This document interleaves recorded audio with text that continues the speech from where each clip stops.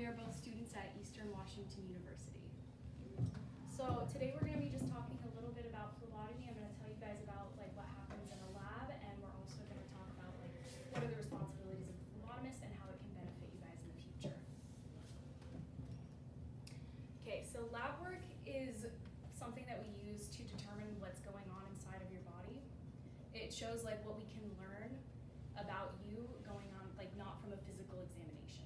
So if we look at like your physical body, we can see like, oh, she has a broken arm or something like that, but we can't see what kind of medications you're on and how your metabolic panel is doing and everything like that. So this shows us like more about you than we can see with our eyes. So along with like learning more about the body, we do a lot of things like blood banking and handing out units for transfusions. We take tests and we run them and we send the results out to physicians. So there are many people who work in a lab.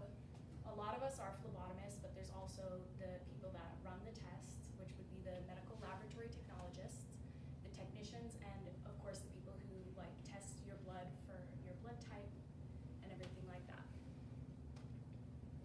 So what a phlebotomist is we are trained professionals who work in a hospital to collect blood samples, whether it be venipuncture or we do capillary collection. Phlebotomists are pretty important in the hospital because, as I said before, we run tests that show us what's going on inside your body that we can't see without it. So phlebotomists do have a lot of responsibilities. In a hospital, a phlebotomist is required to draw almost all of the labs in the hospital. We draw people from the ER, up to the third floor, before surgery, and outpatient and everything like that. So we are responsible for venipuncture and capillary collection. Venipuncture is where we place a needle in the skin and collect the blood that way, and capillary collection would be like through your fingers, or even for babies on their feet. So we are also responsible to label the specimen and confirm who our patient is before we draw the blood. We begin processing the specimen by checking it into the lab. We enter orders in often, and we must abide by HIPAA. I'm sure all of you guys know about HIPAA, right? Okay. And then we also communicate with doctors and nurses. And one of the more fun things is I guess it's not quite fun, but we respond to codes. So you know how a code blue, it means that someone's in cardiac arrest. We will respond to those and a lot of times draw blood from those patients while they're having issues like that. Same for seizures. So we also do a lot of things with training and working with students. So SCC Phlebotomy School comes to our hospital and we train them and teach them how to work in a hospital. So we also work with the blood bank with handing out units and drawing samples for typing screens. A typing screen is we just draw your blood, put a fancy little wristband on you, and we send it out to determine what your blood type is and what kind of blood we can give you without harming you.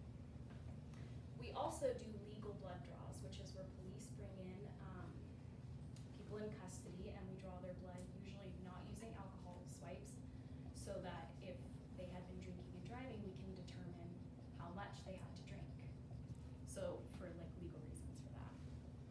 Then we also obviously collect, prepare, and store those samples. So phlebotomy school is, so before you can go into phlebotomy, of course, you have to go into phlebotomy school. And phlebotomy school is a little bit more than just learning how to poke a needle into somebody. You learn about informed consent, how to speak to patients, and how to interact with others in a hospital. It teaches you really well about teamwork and how to work in a clinical setting. You also learn about safety precautions. This can be like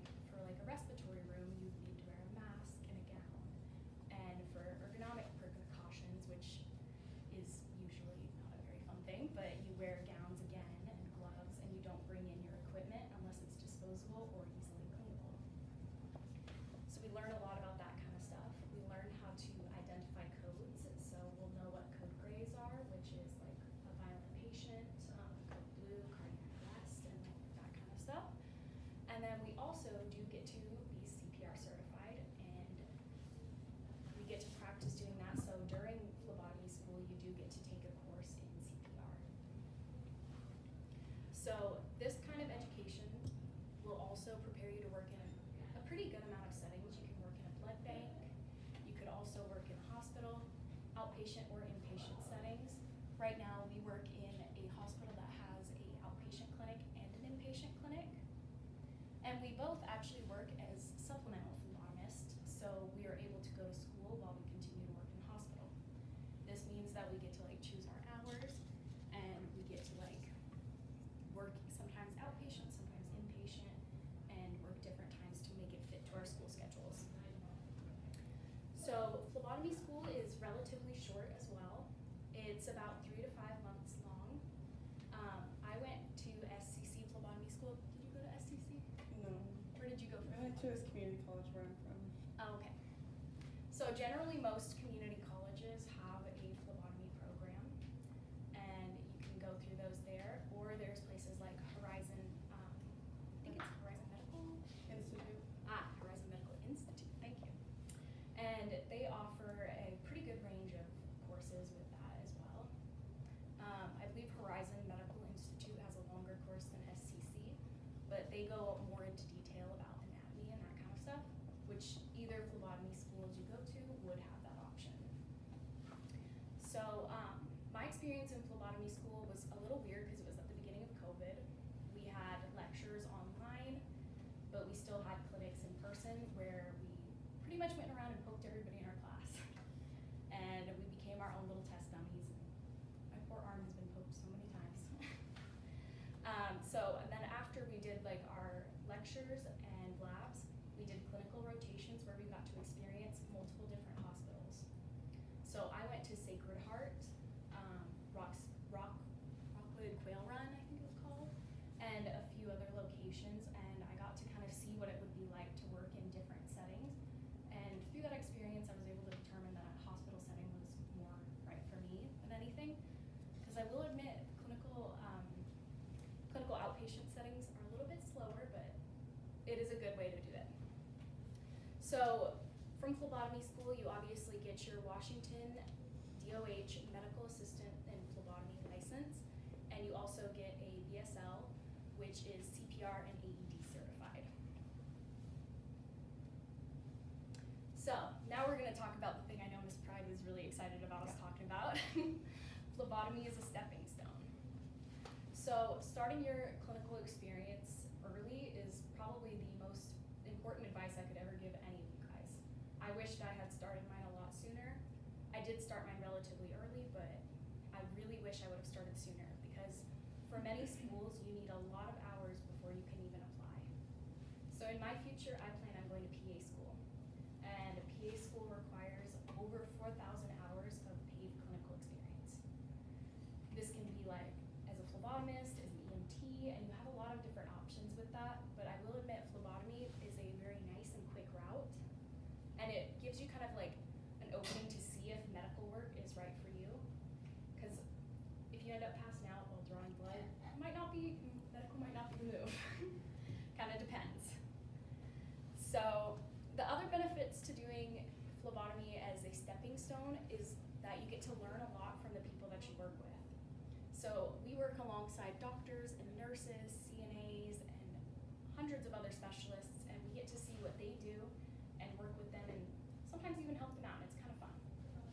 And this gives us kind of like an insight to like what each professional does. And I really like that because I can see what the PAs that I work with do and like what their responsibilities are to determine like, is that the right path for me to follow? So again, it has very flexible hours, as we were saying, that we work as supplementals. So we get a lot of options with how long we work and that kind of stuff. And you can also make money, of course, which is a good thing. And it's in a way that benefits your future by giving you clinical experience, of course. It's a very quick way to start, as I said before. So in medical school, you're not required to have clinical experience, but it does put you a big step above other candidates. Medical schools get thousands and thousands of applicants, and you kind of want to set yourself out when you're applying. So it makes you a better candidate if you have true experience working with a patient. And I do know that many doctors don't actually learn how to draw blood. So having that kind of like a little bit of a sneaky little nice thing, I don't know what to call that. It gives you a good step up is what I mean by that. And so as I said before, for like what I plan on doing is going to PA school later on, and it requires years and years of experience. When I was looking at MedX University of Washington, which is where I plan on applying, their average for students having hours was about 7 years of experience. And I've only been working at the hospital a year, and that's a little scary, I'll be honest. But I know that they will accept students with at least 4,000 clinical hours, so it's good to start it as early as you can so you can really set yourself apart. And then for nursing, it really does put you ahead of others because it kind of teaches you how to feel for veins and understand the anatomy of veins in the body and everything. And it'll help you learn how to start IVs a little bit quicker, and you'll be able to help out other students, which is going to be a really good benefit. So, later on, we are going to be doing a model lab draw. I'll be drawing lovely Miss Ariane's blood. I'm very thankful she's here for that. So, I just wanted to tell you guys about some of the tools that we use. We use butterfly needles and straight needles, which come in a variety of different like sizes or gauges. And it's a little funny, but what would you guys think? Would 21 gauge or 25 gauge be the smaller gauge? Would be 21. So the 25 gauge is the smallest. How come? It's just the way that they measure them. So that's the size of the needle and the bevel as it enters the body. And generally in our hospital, we use like anywhere between 21 and 25. I personally like to use a 23 because it's not too mean, but it doesn't destroy the blood. And then, so we of course use tourniquets, which helps to constrict the blood. We use gloves, gauze, tape, Coban, antiseptic wipes, of course, transfer devices and syringes and tubes. So our toolkit is not the biggest, but it provides everything we need. And I was actually able to bring everything we need for a draw here, even a sharps container. Thank you. So I wanted to talk a little extra about tourniquets because I will be handing out tourniquets for you guys to all test out and kind of like play with, and so you guys can feel each other's veins. So tourniquets are used to restrict blood flow. So we often tie them a few inches above where we're going to draw. And it kind of like pools the blood so that it can't go back up into the heart. And so it holds it down here and the veins become a little bit more engulfed and like bigger. And it makes it a little bit easier for them to feel. And when you're feeling for veins, you definitely don't want to go by sight, you want to go by feel, and I'll talk a little bit more about what veins feel like too. Oh. So tourniquets, when they're applied, they should be applied in a flat way, because if you have them kind of twisted, it might pinch the skin or cause a little bit of pain in there for the people. And then one thing that's kind of interesting is that you're not supposed to leave a tourniquet on for more than 2 minutes. It could cause constriction to the arm, Yes, it could. cuts off circulation. Exactly. And we don't want our patients to feel tingles and tingles. I shouldn't say it that way. All right. So I chose a picture so that you can really see the veins, because it's a very good picture of veins. So there are 3 main veins we use when we're collecting blood. Our number 1 choice is always the median cubital. And then we also have ones on the sides, of course, and then we can also draw from the top of hands and wrists.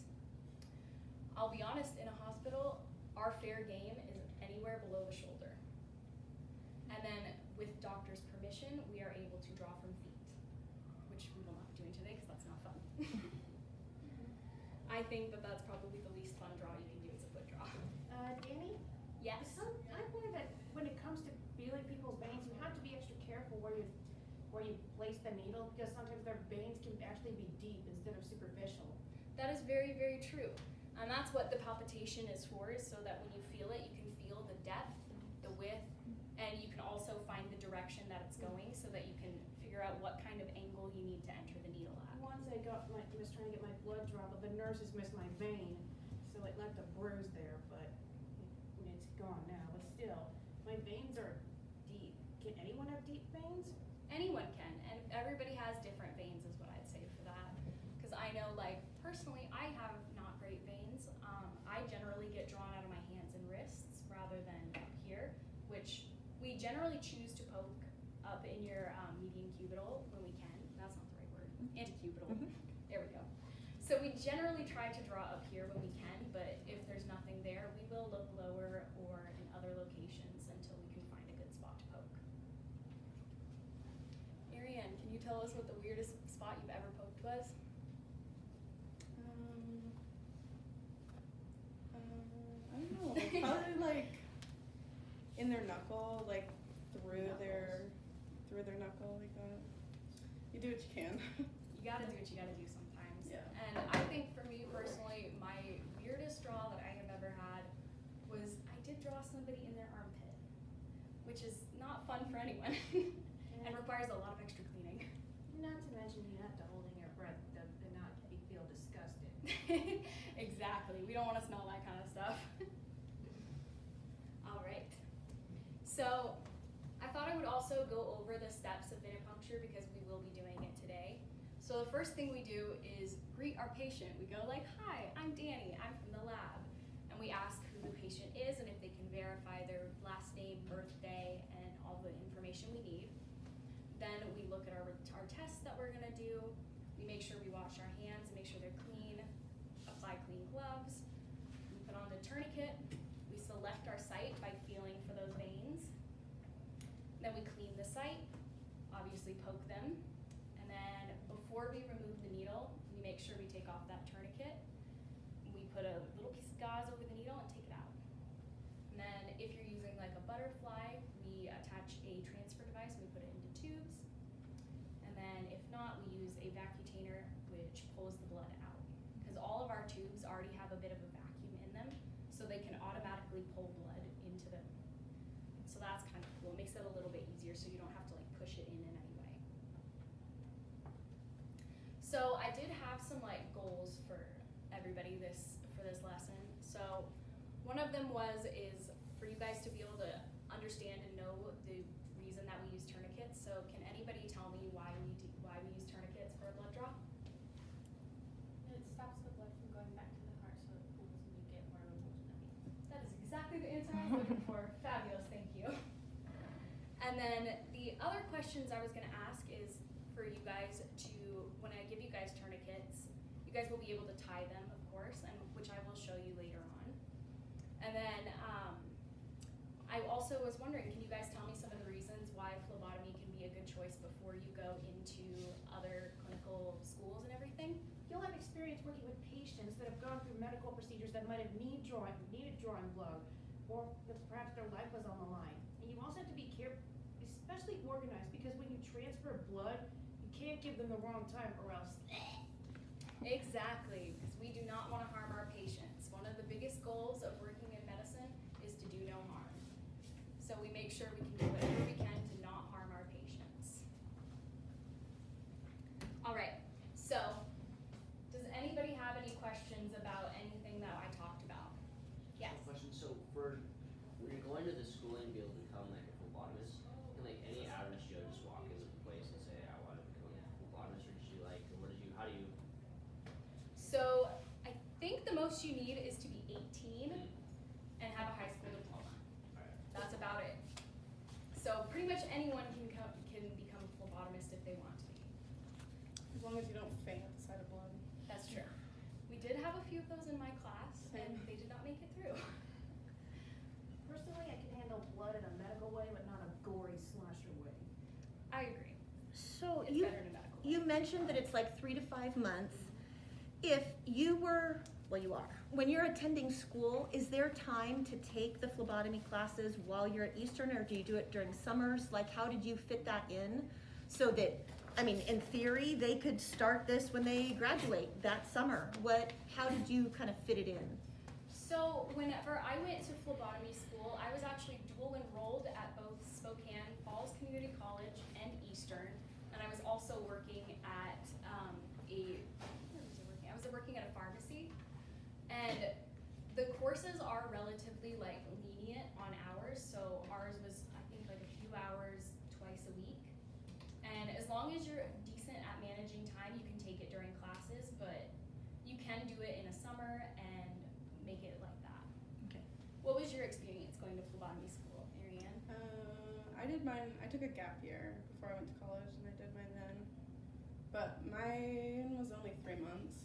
So I did like full-time class and then clinicals at the same time. So I could have done it during the summer.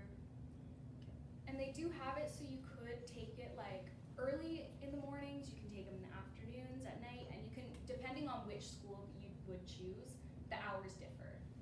And I do hate to say, but there are 2-day phlebotomy courses. I would not recommend them because I think that in 2 days I would not have learned enough to actually perform phlebotomy on a living human being. But I think a program that is relatively longer is good. So the one at SCC is, I think, only 3 months long. The one at Horizon is 5 months long. Does anybody else have any other questions? Yes. One more question is, so can you like be and work as a phlebotomist while you're doing schooling? Are you doing them at the same time? Yes. Yeah. I'm a student at Eastern Washington University, and I also work at Spokane Valley Hospital. So the way I made that work is you can work like full-time positions, and as long as you make sure the hours coincide with school. But I chose to be a supplemental phlebotomist, so that means when people are sick or if we have an open position, all of those positions and hours get put kind of into like a pool, and so we get like put in an order and we get to choose our schedules in that order. And that's how we make it work with school, is by being able to choose. So like when I have like big projects and everything, I don't pick up a shift. Even today, like my boss called me and was like, "Hey Danny, can you come in and work?" And I was like, "Well, I'm gonna be here." So I was like, "Nope." And so it's nice when you do have that leniency. Our only like limitation with that is we have to work 20 hours every 2 weeks, but that can be done in just 2 shifts because our shifts are generally about 10 hours long. There are shorter shifts and longer shifts as well. Anybody else, or do we want to start with tourniquets? Yes. All right, tourniquet time. Turn it up. Oh, and then here are the references, of course.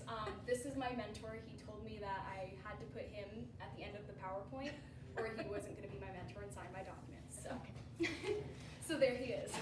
Turn it up with the tourniquets. Danny. Go, Brian. Go, Brian. All right, so I'm going to grab some tourniquets for you guys and we'll go over how to use them. Okay. Would you guys like to see a blood draw before we use the tourniquets or after? Before? Okay. Okay, Miss Ariane, are you ready? What arm? Whichever arm you want, my dear. All right. Is it So- easier here? What? I'm gonna just pull a chair for her. And you guys can come up and watch if you like to get a little bit closer. Ariane, I'm just gonna have you take a seat right here. And I'm gonna get my stuff together real quick. Can we just scoot up? My arm on something? Sure, if you want to.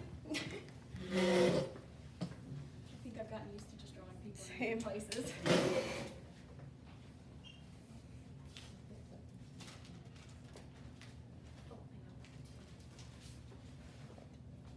Like either cutting off Ariane's head. Do I need to back up? No, you're fine. Okay. Okay. So here are some of the tools that we use. I'll go over them in just a second. I brought a lot. I brought a lot of extras.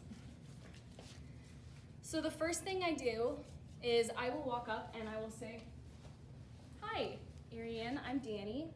I'm from the lab. I need to draw a little bit of blood from you. Does that sound okay with you?" That is okay. This will only take a few minutes. Okay. Ariane, can you tell me what your last name is? Geist. And can you tell me your date of birth? 0528-2000. Exactly perfect. We got it. We got the right patient. So the next thing we do is we sanitize our hands, which I just did right over there. I like how you do your introductions. You ask for their consent, which follows HIPAA. You ask for their information, and you reassure them politely. Yes, that is exactly the point of it, because you do want to make sure that your patient knows who you are, how long that they're going to be dealing with you, I guess. And then you also want to make sure they understand the procedure. So the first thing we do is I would put together my instruments.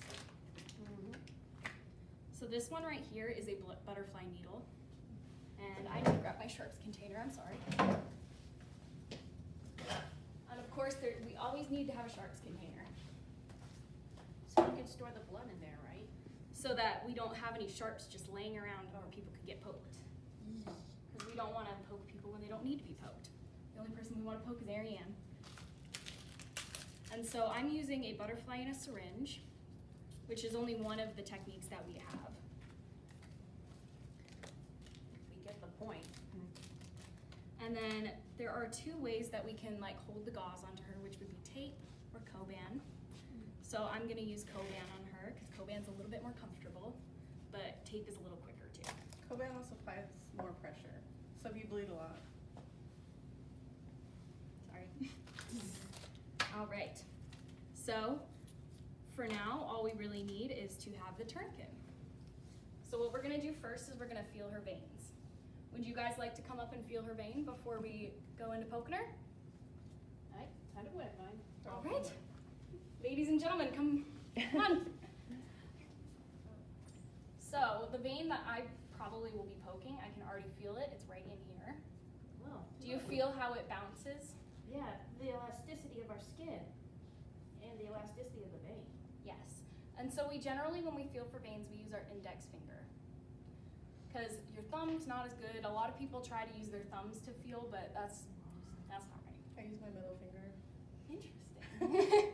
Well, She's wrong. I use I'm this kidding. middle finger and this index. That's interesting. I know. I didn't know that about you. Okay.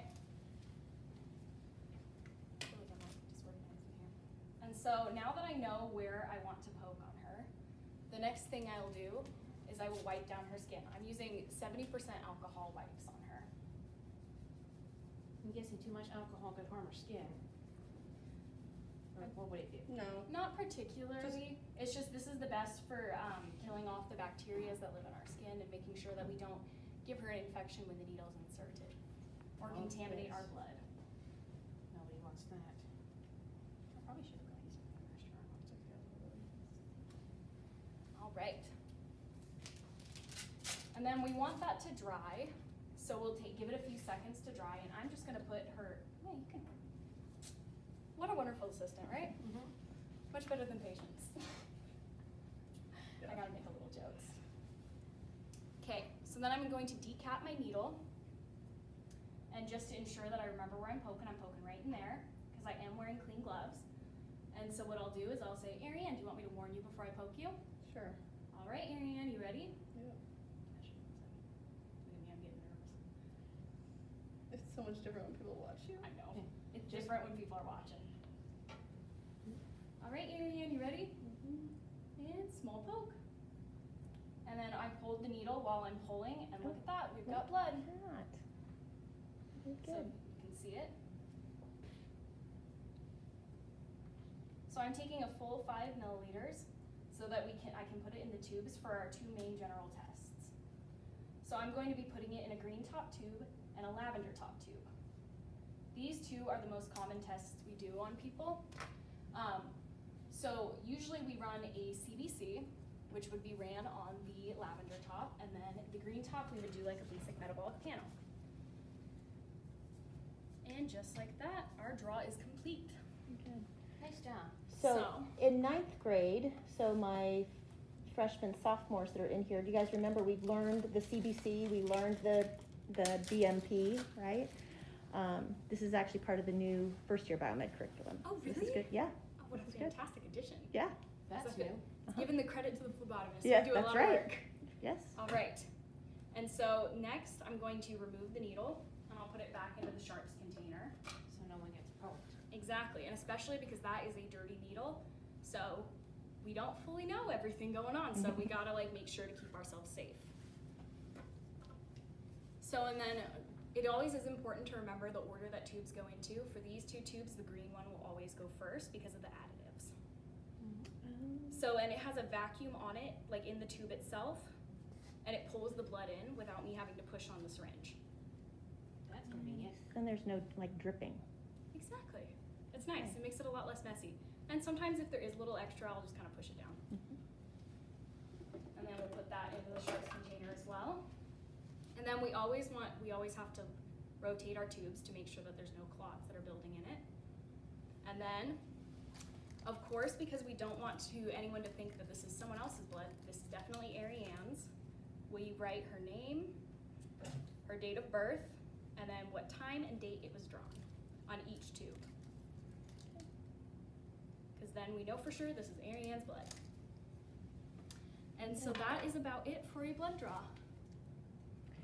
You put the extra blood, the non-Sharps blood, in there as well. Is that pretty standard procedure as far as like biohazard waste can go into a Sharps container as well? Pretty much anything Could cause since an this is infection or whatever. contaminated, Anything Okay. with blood, anything sharp, anything that could hurt anybody. Okay. generally we put into a Sharps container so that it's disposed in a way that it won't get into people, like get on or in other people. Cool. So if like we put those Sharps into like a regular trash can, it'd most likely just rip right through and make a huge mess. And or if somebody was to pick it up, you could stab them through the garbage bag. And so that is the blood draw. And now I'm gonna let you guys have some tourniquets so we can practice filling some veins on each other. Thank you, Ariane, for letting me help you. Sorry, I really, it's really not appreciate too you. much. It's totally fine. I just know that. Let me tell you, she is the best coworker. Right now, can you guys all come a little bit closer and pair up? Just get like 4 to a table if you want to. That would However be that'll work. perfect. 4 to a table. You want to test it out on each other, Mrs. Bryan? Once I set the video down, absolutely. I do. But remember, you talked about medical terminology. It's a special day. You should. I just broke your chicken. I know. We're shaking. All right. Ariane, can you join this table for me? Okay. Or Fran, would you like to join the table? Yeah. Fran, why don't you go ahead and join there, and that way I can keep videoing. Okay. I'm gonna give you guys each a tourniquet.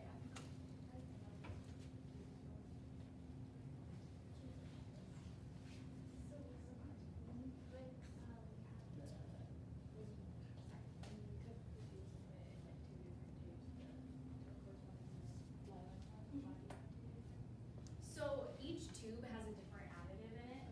So the green top tubes have sodium heparin, which makes it so that we can run basic metabolic panels and like magnesium and different like functions in the body.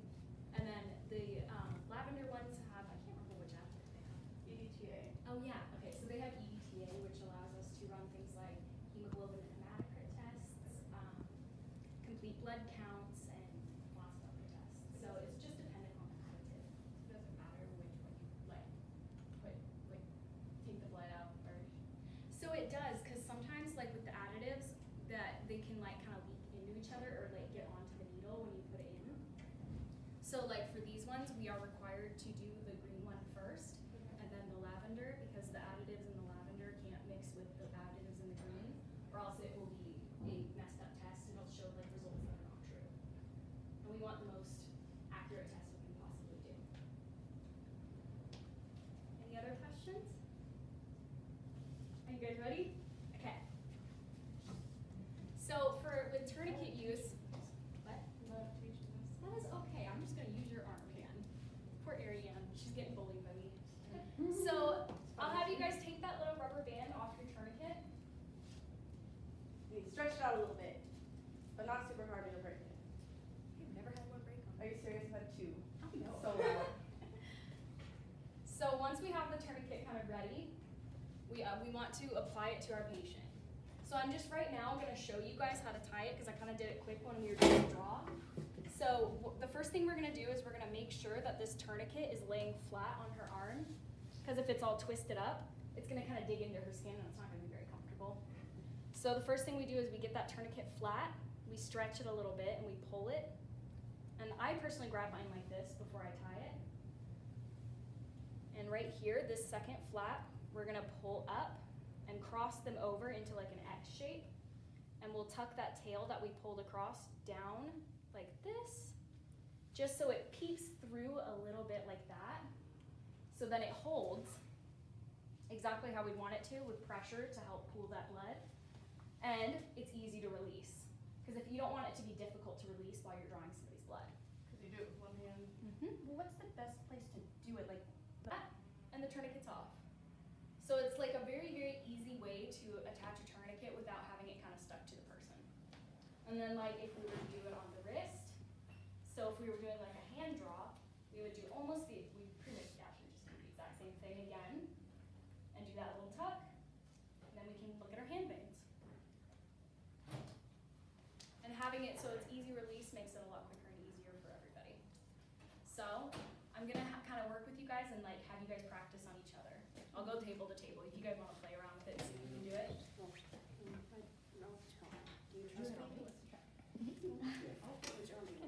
So who wants to go first? Okay. Do you want to do it up on her I'll arm? help you guys. You want to do I'm your not a very good teacher. I'll have you guys start with doing it on, I can on the instruct. arm.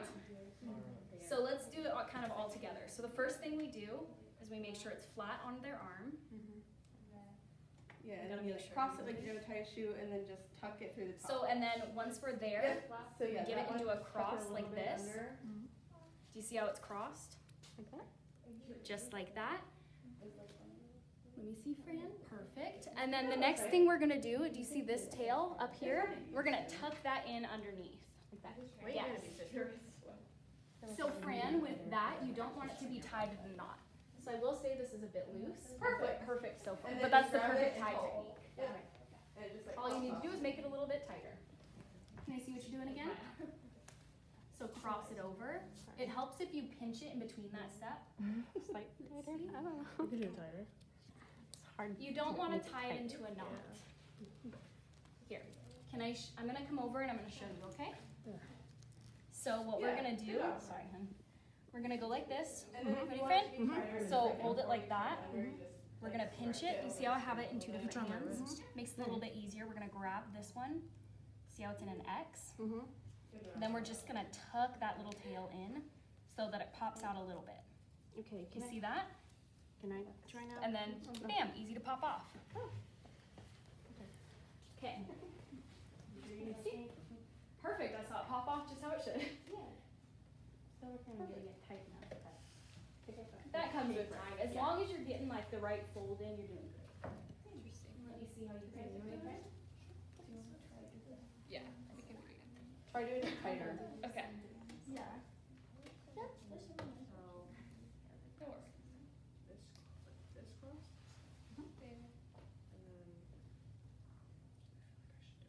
So Fran, it's the same thing again. No, no, it's causing me to mess up. It's okay. See? Sorry. That is just about perfect now. If you want to do something a little more fun, feel right here. You can feel her vein. It's hard to do. Do you see? Do you feel how it's like spongy and it bounces back to you? And you can feel your own too. Yeah. Like this, Danny? Okay, I want to feel. I didn't Yes, feel yes. the last Come one. feel her vein. Oh, That's getting it's closer. like springy. Yeah. Okay, Isn't that that's fun? cool. Yes. That is so So- cool. So Fran, what you're doing is that you are putting the Here, whole let's see. end through. I can just So all you want to do is put half of it through like that. Change arms. Oh, man. That's okay. All right, maybe Zach should try. But I'll have you guys switch for a second so that you guys can both have an opportunity to try it.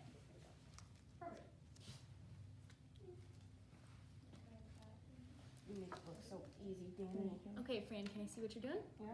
So you see how you have it pinched? Uh-huh. This one that you have over here, you're gonna want to bring over and across. So you'll make an X. Mm-hmm. You got a spongy one. Tuck. It's fun. X and tuck. That's about it. Are you guys feeling the veins? Yes. If you do it a little bit higher up, you'll be able to feel a little bit more up here.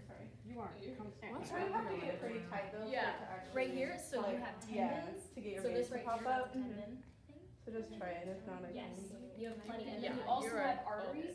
So a lot of times when you're looking in an arm, you can feel That's an artery perfect. as well. So if you So feel, then if you, if when you you're feeling feel for the it- vein, if you feel it pulsating, don't poke it. Is that that's the artery? You might end up with a little bit of a sprayer, which is not very fun. And it kind of feels like That's there's a about rubber right, band Fran. under. That's it. Oh, yeah. All right, and now I'm gonna have you guys switch so you can try now, okay? I'm not wearing the best shirt. Silly for not doing it. No, Yeah, there's that's okay. Don't feel silly. It takes time.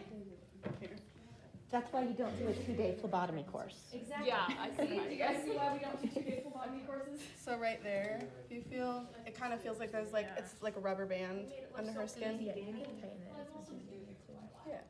that's your vein. Usually you want to go up, so you wanna go up at least a few inches above where you're gonna feel, so like right up here. And you can also tighten. Good job. Is that high enough? See, that's about perfect. Yeah. And you kind of just feel for something that feels like kind of like a rubber band that bounces back, you know? Okay. And that's about it. You go for the veins and poker. Is it, yours, it's kind of low, so I don't know, does it need to be higher, or is that okay? Yeah, it is a little low and it's not super tight. Here, do you want me to? I can, yeah, I can. Like, right. Oh, yeah. Yeah, so Can you feel it? cross over and then pull it a little tight and There then you go. flip it under. There you go. Perfect. Yeah, you guys can have like a little bit of a switch, and I'm gonna come in and check on this group. Is everybody feeling okay about how to tie a tourniquet? Can I see each of you guys do it? I'm kind of excited to see you guys try. And did you guys feel the veins already? Did you feel the sponginess and the bounce back of it? I trust him. Quite honestly, I'm more afraid of hurting people because I'm a college student just visiting and seeing my former classmate under like. That looks just about perfect. Remember, we want to use our index finger to feel. You're pro. That's good. Okay. I'm gonna warn you, my practicum nurses warned that my veins are very, very deep. Fabulous. I don't know how long it's gonna take for them to rise to the surface. Oh, I can show you again. I'll be right Good back. job. Please. Look at that. So And then you can what also we do like if you put it on your Lay it wrist, you want flat. to like your hand comes a little more this one. lay it flat. We I cannot do it without a person. We make an X. So once it's around, we make an X. Hold on, I'm gonna borrow your arm. I think we can't found one, imagine it without a Bride person. Master. Did you? So But we it's do an very, X very, like very this, deep. A bit of one right here. and then we just tuck. Okay. I'm a terrible video. So you see how it's very deep and you can't really see it? Mine are really It's deep the one too. that you tuck is the one that releases. Yeah. Let me see if I can try it on you. And have you I didn't guys got, much have you luck gotten with the it. opportunity to feel a vein yet? I'll have her I'll show you. I'll show you. I'll I'll show you how to. Grace is like the resident vein finder here. So some of it's So fine. I always like Okay. put one finger under and then Yeah. just grab it. Yeah, okay. So like that's kind of I tight. don't I mean, know. it is Not pretty bad. tight. And so now we can look, and we use our index finger and we can feel. There's one right here. Yeah, and then you can. I think this one's gonna be his best one. How do you tell if it's the median cubital? Hey, I feel something right there. So in general, if it's the median cubital, it would be like right in this location. Oh, there's one. So this one, I think it's either gonna be the cephalic or the brachial, I can't remember. Found Got one. more superficial veins, I think. But we generally, this is our number It's a one good thing you taught us choice. the difference And then between if that one superficial and doesn't deep work, in that one, class. these ones. Did I have you for first and second year or second and third? I don't remember. It was second year. I did 1, 2, and 4. Okay. So you just had, what did you have me for, first or second? Do you remember? Second. Is this For supposed to second, be like okay. IV spot? Because I've never seen an IV. It's like right here. So that is a spot where they put IVs, but it's definitely not the best heard of spot to feeling choose. So generally they'll go a little higher up because in here, if Heard they people's need veins like can actually a cross, back Mrs. space, Bride. they'll go in here to get like, to hit your artery and pull an arterial. That's how gas. tight it is. So generally they'll go a little higher if they can. I've seen them put them in here, over here, and even in your neck. A little bit of everywhere. How do you not hit any of the